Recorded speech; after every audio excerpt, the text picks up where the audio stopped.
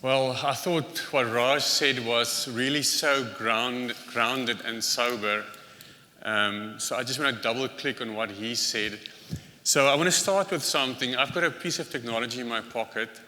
Some of you have never seen before in your life, and some of you saw the last time 20 years ago, right? So that's a Nokia 6150. So 15 years ago, or 20 years, this was the ultimate business phone. It's got it's got an infrared port at the top, and you used to sync your contacts, your notes, your data via infrared port with your laptop before Bluetooth. If someone had to say to me then that this device will evolve into something that's got 1-2 terabyte of storage, I would have said it's impossible. If someone said this device will have not one 4 gigahertz processor, but 2 or more, that would have been beyond my comprehension. If someone said you'll capture high definition video, edit images, if someone said this would become the remote control of your life, I would have said it's impossible. And yet today we are there with the iPhone. And I often think about this analogy in terms of generative AI.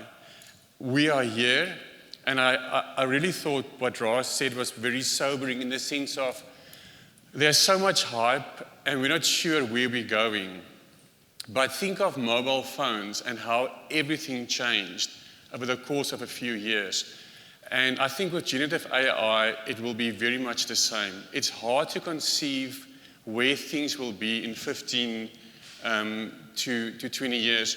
And this is a graph I stole from Raj's presentation. And I like what he said about AI agents not being where it should be. So I'll give you an example. I was listening to a CEO of a big enterprise speaking, and he said everyone's telling him that AI agents will have full autonomy. And he said that scares him because he, as the CEO in the company, even does not have full autonomy. No one has full autonomy.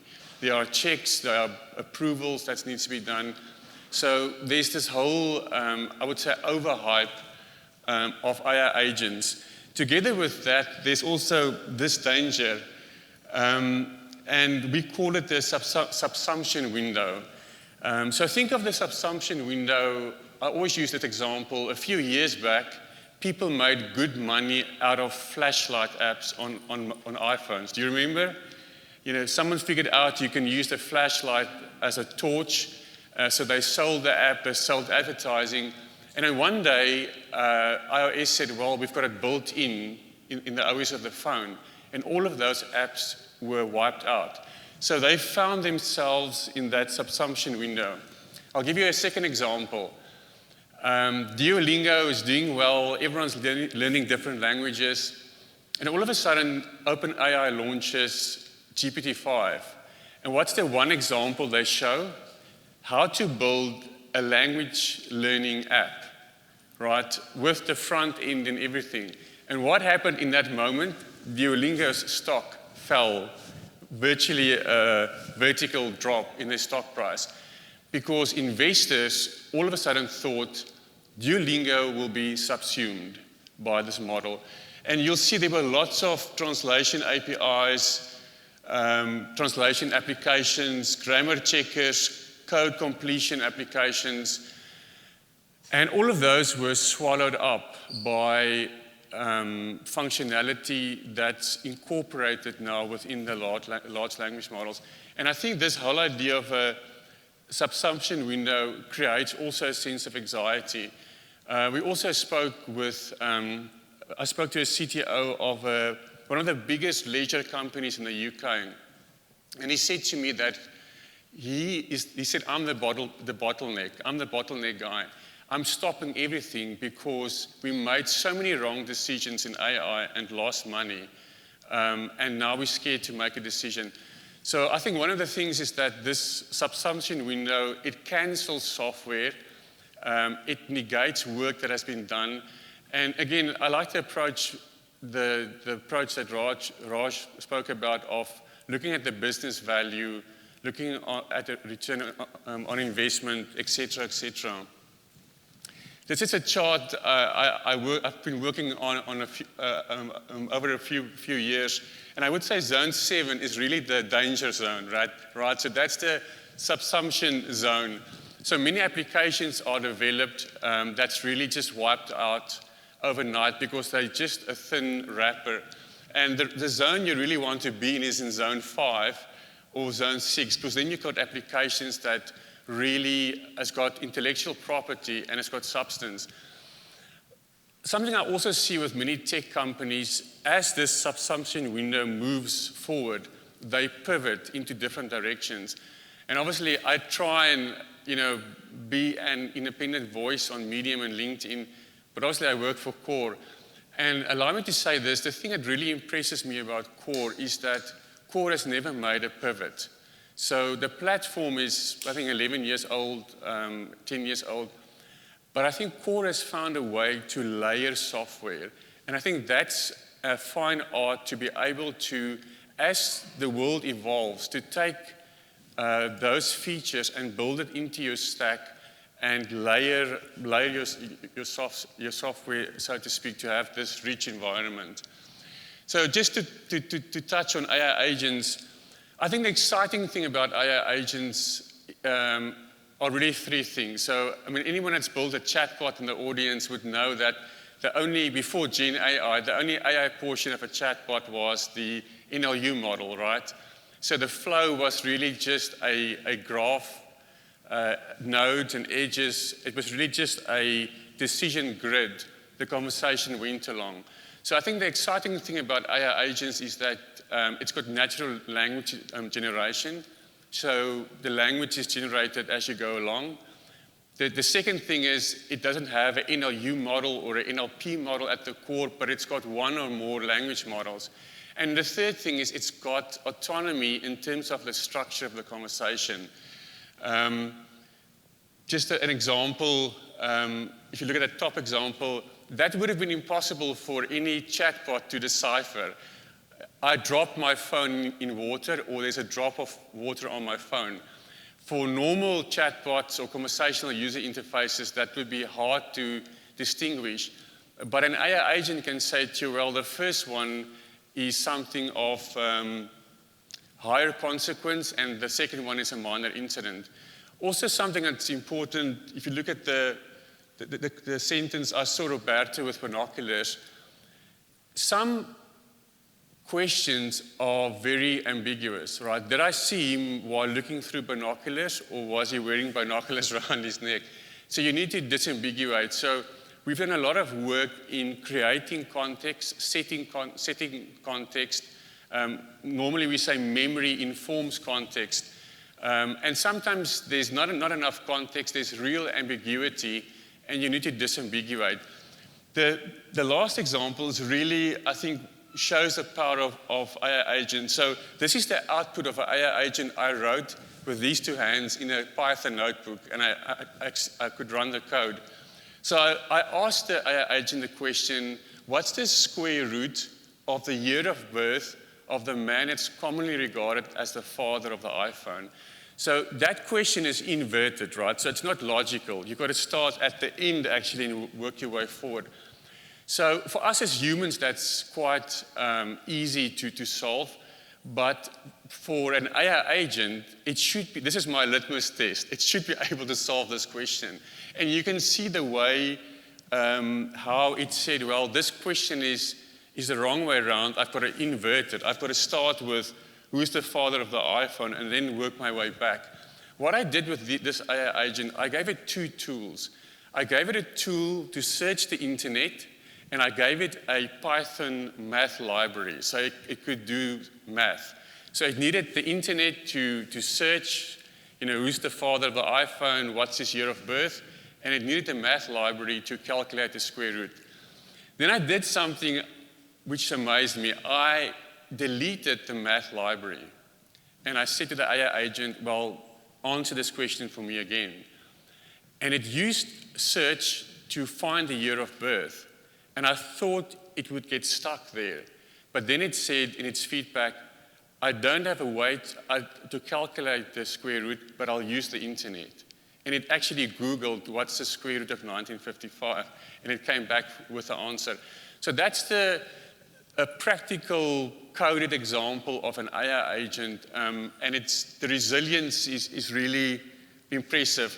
Around an AI agent, you will hear people speak about tools, right? So tools are the hooks the AI agent have into the real world. So it can browse the internet, it can navigate a GUI. It's got different ways of accessing the world around it to be relevant. And this is just a breakdown of how the AI agent can decompose the steps in the agent, how it decomposes a problem, decides how many steps there would be, and how it iterates through it. But there's a problem with AI agents. So the one problem I didn't list here is cost. There was that's why I love the fact that Raj alluded to that. There was a very interesting study called AI Agents That Matter. And what they did is they looked at the cost of AI agents, of running them. So there's lots of latency. It takes quite a while for it to come back. It's very costly in terms of inference to language models, especially if you orchestrate many language models. And they looked at the return on investment or the cost saving or the revenue. And AI agents really, up until recent, does not matter because it's just way too expensive and way too slow. These are different, at the bottom you'll see the links to the studies, but AI agents are also in general very inaccurate. So if you have an agent that's got access to a computer for computer use or the internet, the accuracy is typically around 30%. So that's not good enough for any production implementation. This is a very, very interesting study. I don't know if you've seen this. So you get the picture, right? I'm trying to tell you how bad AI agents are. So Anthropic has got some of the most sobering content. So what they did is they took their vending machine in their canteen, in their social area. That's a picture of it. And they created an AI agent. They shared the architecture as well in this article. And the sole purpose of this AI agent was to manage this shop. So people could come, purchase items, take it out. The AI agent could place orders. It was delivered, and someone had to restock the kiosk. Keep in mind that this was a very friendly environment, right? So there was no nefarious attacks. There was no hacking. It was a friendly environment. And Anthropic thought this would be the perfect example. And this is the net worth of the shop over time. It was a spectacular failure. They said at one stage it started to order titanium cubes. And it just placed these massive orders, spending money on these cubes, and it was put in the canteen or the social area, and no one bought it because no one wanted it. And to make a long story short, they just spoke about how inaccurate this they found their AI agent to be. There's also this problem of agent washing. I think agent washing is a term that Gartner coined. So all of a sudden, normal chatbots, normal conversational user interfaces became AI agents, which is also misleading and which also adds to the noise. So the question is, what's the solution? Where are we currently? And I love, again, the fact that Raj said that maybe a few years down the line. I tried to plot the trends, from January 2023 till now. Like, what are people talking about? What are people searching for? Now, you'll find that all the trends are in a downward trajectory except two. People aren't searching for AI agents the most anymore. They're not searching for RAG. The one thing people are really interested in is the term agentic workflows. That is really one of the things companies are really interested in. If you think about the Anthropic example, if that was not a fully autonomous AI agent, but it was an agentic workflow, right? So the kiosk or the store has got certain procedures it goes through, but there was a human with oversight. And if there was a human with oversight, they could have seen these orders are not part of your job, cancel it. So there's this whole new trend, this thing emerging of having agentic workflows. So you can think of having handcrafted workflows, so that's typically RPA or traditional chatbots. Then you have AI agents, and at the end you've got agentic workflows. And just to mention this, we started to think about AI agents in the sense of an agentic continuum, right? So it's not black or white, it's not all or nothing, but it's an agentic continuum, and for each implementation, you need to decide, and for every use case, where you fit into that agentic spectrum. How much agency do you need or want, to dial it up or down? So the typical graph approach, you've got a user request, different nodes with decision points, a final result. Then you've got the AI agent where you've got a request, it goes through a thought process, and it's the final result. And then this whole idea of agentic workflows, where you combine the two. So where you use the AI agent under supervision to output a sequence of events or the best procedures for you, because the AI agent does that in any case. I'll give you an example. There's a very interesting study from OpenAI. So they went to a big call center, and they asked the call center company to give them all the training material. So all the training material, all the live agent guides, and also call transcripts. And they took all of this information and they put it through an AI agent. And they said, this is the information, give us all the use cases, all the intents, and give us an output, an agentic workflow that's optimal for each of these instances you've found. And there's very detailed feedback on how they optimize that call center and how the workers, the live agents actually work better. Not on workflows that a human thought out, but the agent created. So the agent creates it, and it's something that's maybe fixed, but it can be used after the fact. This is also a slide I got from Raj's deck. But again, just to highlight the autonomy, the agentic spectrum, if you want high autonomy or low autonomy. There's also been quite a few studies on how to implement agentic workflows and AI for work within the workplace. And it's something that was found was that there's not one solution fits all. And it's something we've been looking a lot at, how do you implement AI in the workplace. I'll give you an example. I was speaking in Germany 2 days ago with one of our partners, and they said that they implemented the AI for work solution. Workers, knowledge workers had an interface they could query and ask questions and research and all the rest of it. They found that the noise in the workplace went down by 20%. By noise, I mean they found that the rate at which knowledge workers asked advice from their managers and their peers went down by 20%. And this was without any focus or any fine-tuning for that specific. So that gives you an idea of how, in a workplace there's noise and there's disruption. And every time someone asks a question or escalates something, that's disruption in the efficiency of humans working together.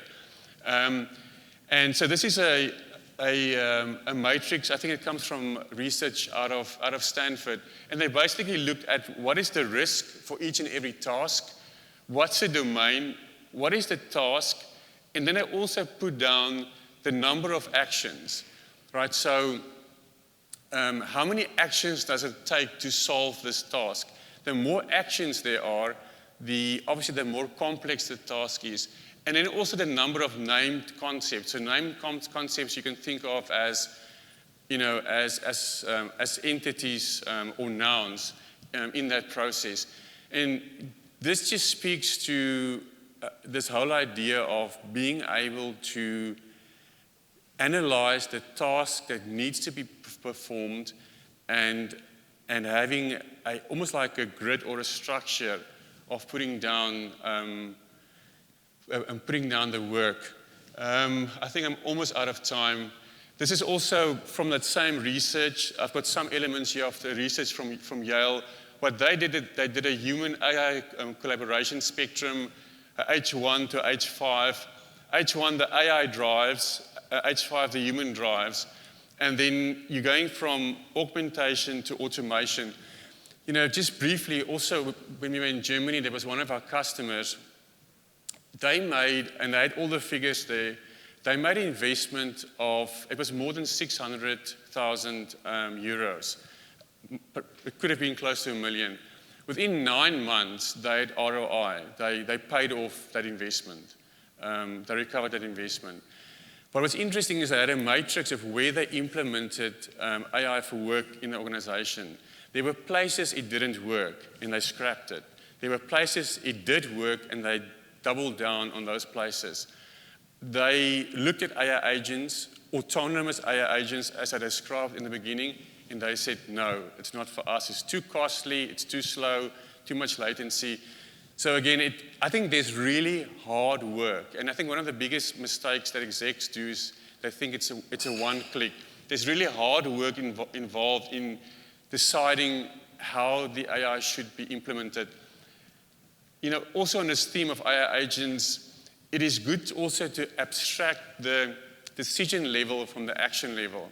And this is also from the research from Yale, where they said, well, why do you feel obliged to have it together, right? So you can have a level where you do analysis and you decide on what the right course of action is, and then you've got a secondary action level. And then you can decide which tasks can be executed autonomously or in which task in that action level do you want human involvement.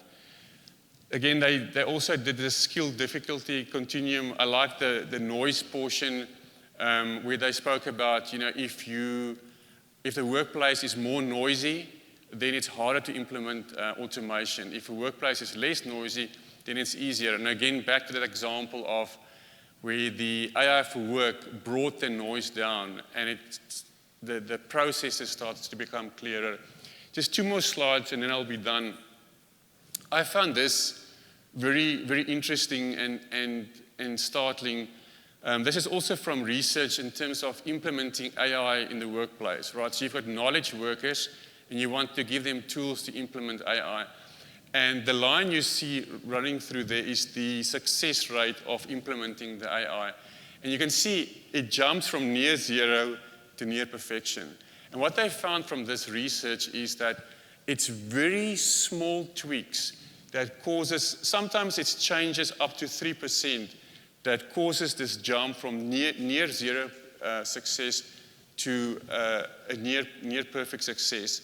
And my last slide, something they also found was that AI compresses the productivity.